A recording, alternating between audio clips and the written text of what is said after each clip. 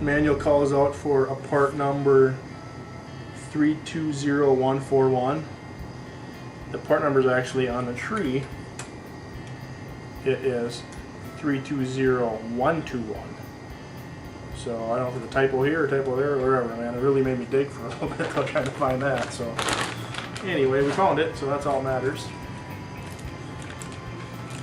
Looks like it's kind of just a plug that goes into the hole in the chassis in the front here.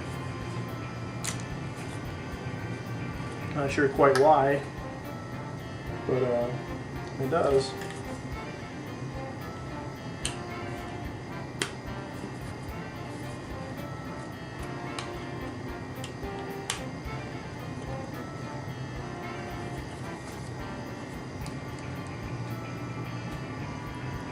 Had to work for that one though. Next page here, page number 3 is to build the servo. I'm using an EXI, it's a D226F.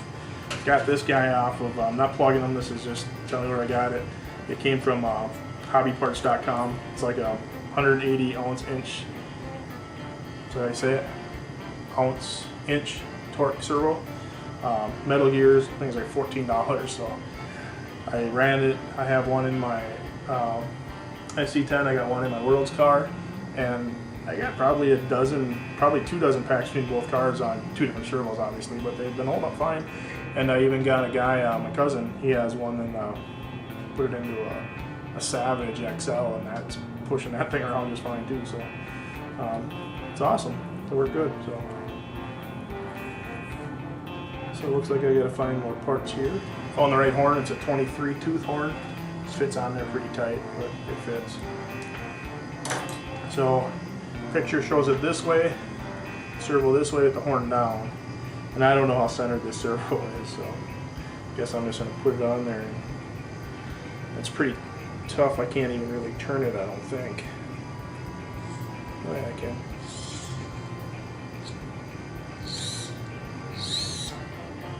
It's just about centered there. It's probably not quite centered, but I think I could probably trim that out.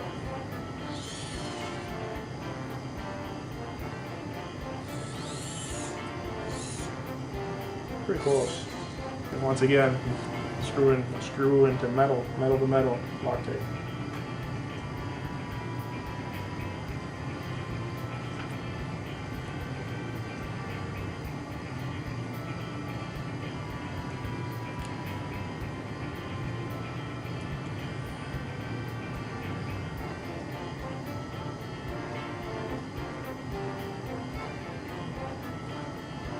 We can get a smaller one here now, this guy.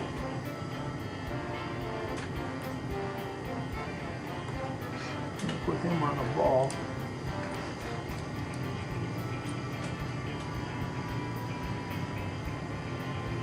There, that's gonna work. There. And that's good. That's supposed to get Loctite too, I guess.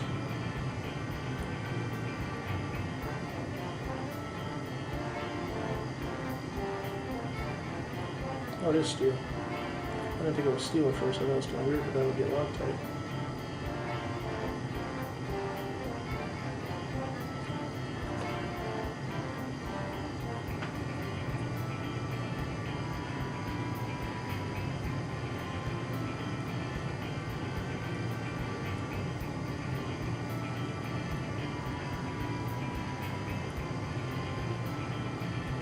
There we go.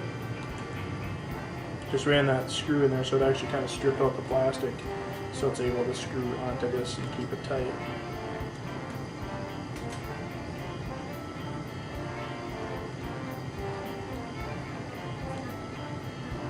There we go.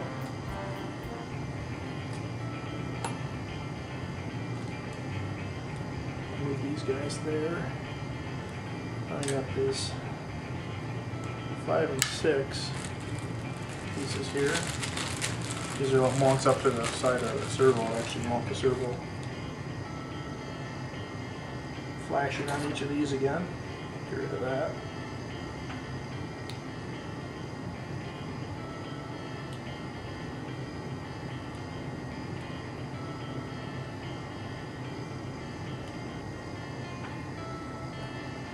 right?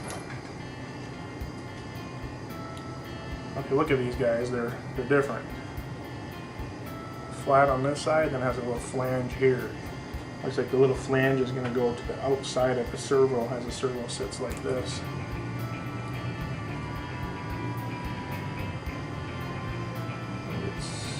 These little button head screws here.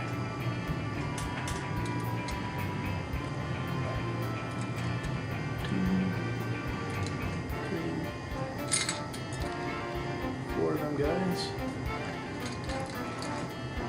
4 washers. 1, 2, 3, 4. Or shims, I guess, would be the correct terminology.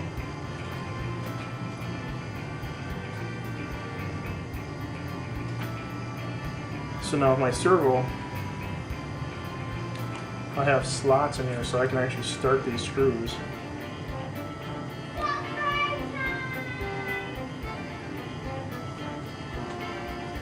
Right there.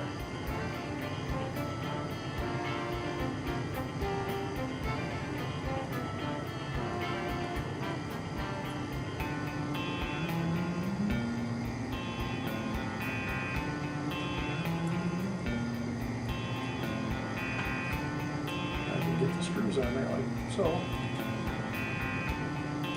Turn it up.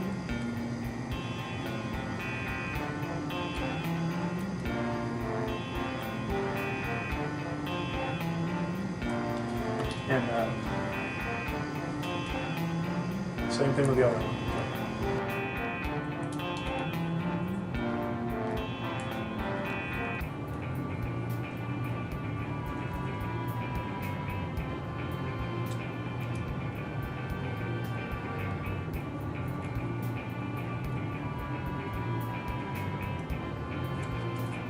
Little wings on the servo. Now we'll go into page 4. Page 4 looks like we're going to take, put some sides onto that servo, and those would be right here.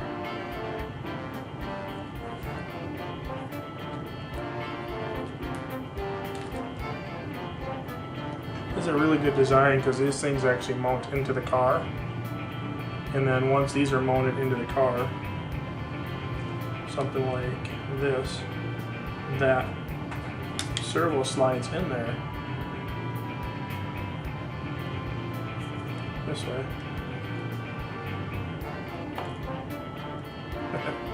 Like this. Somehow. There we go. Slides in like that, and a screw holds onto it, so you can pop that servo, you just take it out, you'll get a lot. There's a lot of ones that are, a lot of cars that servo actually mounts in there a lot harder than this. This is actually a pretty good design, I like that.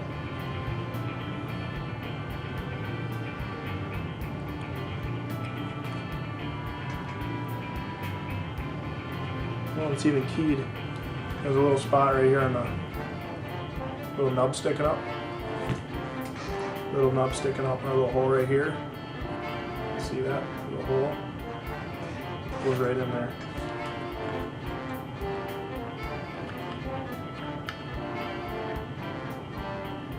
Oh, and then it's even keyed right here. Right here, this is thinner right here. That slides into the chassis right there. Really good setup. Really like what Team Durango did with this.